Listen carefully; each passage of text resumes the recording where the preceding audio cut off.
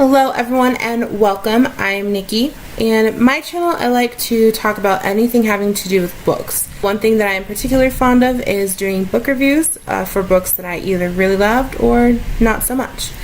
So today's review is going to be on this little baby right here, Stalking Jack the Ripper by Kerri Maniscalco. I really hope I'm pronouncing that right. In a time when women were considered delicate, Audrey Rose broke the mold. In the 1880s, a lady's goal was supposed to be to make a good match, to marry a good husband. A proper lady's day revolved around keeping the house and tea with the other ladies in her social status to just gossip.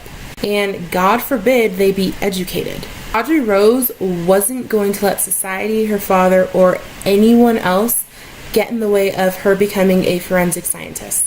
Keep in mind that in the time period for this book, this is probably the worst field a girl could try to go into. And if cutting open dead bodies on a daily basis wasn't bad enough, when someone starts killing women in London, she decides that she's going to solve the murders and get justice for the victims. This girl is breaking all types of stereotypes. Most of us have probably heard of Jack the Ripper. He's probably the most infamous serial killer ever.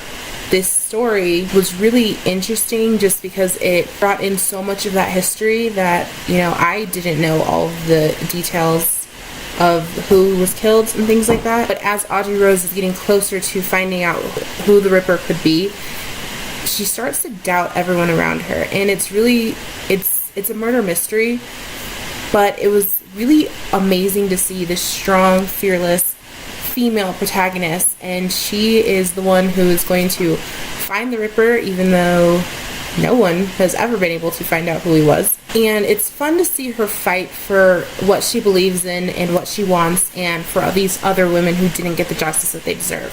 So other than Audrey Rose's uncle, for whom she apprentices, there's only one other character in the cast that supports what she wants to do. And he starts off as kind of a big douche. Thomas Cresswell is an arrogant jerk. He thinks that he is the smartest, handsomest, overall best person to ever walk the face of the earth. And I kind of wanted to punch him in the face sometimes. He's got some secrets. They've all got secrets that make him a suspect for these murders that Audrey Rose is investigating, and she isn't sure that she can trust him. But he's the person that he trusts the most in the entire book. He's the one that actually has her back through all of this. And they have a chemistry that is based on mutual respect, which for Thomas is a big deal because he doesn't respect anybody. I almost feel like these characters are the most themselves when they're together. And I just love the chemistry, and I love seeing them together. Their scenes are so adorable. I really, really love this book. I'd wanted to read it for a while. It had James Patterson's name on it. Of course I wanted to read it. But it wasn't one that I was, dying to read.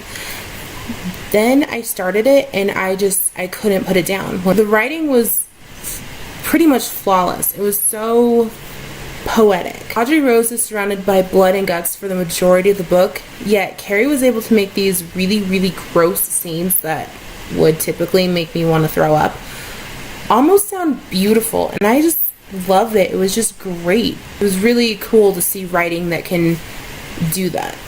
I loved this book. The plot and characters were amazing, and the writing was just phenomenal. This is definitely one of the best that I've read in a while, and one that I would definitely recommend to other readers. Okay, so that is all I have for today. I hope you guys enjoyed my review on Stalking Jack the Ripper.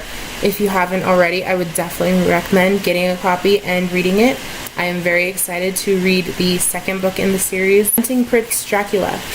So it's just really fun to see these, old, almost horror stories come to life from Audrey Rose's point of view. And you can follow me on social media. I am on Facebook, Instagram, and Twitter. All the links are going to be listed below, down in the description, down somewhere, I don't know. And don't forget that I post new videos on Mondays, so subscribe and ring the little bell down there, and I will see you guys next time. Bye!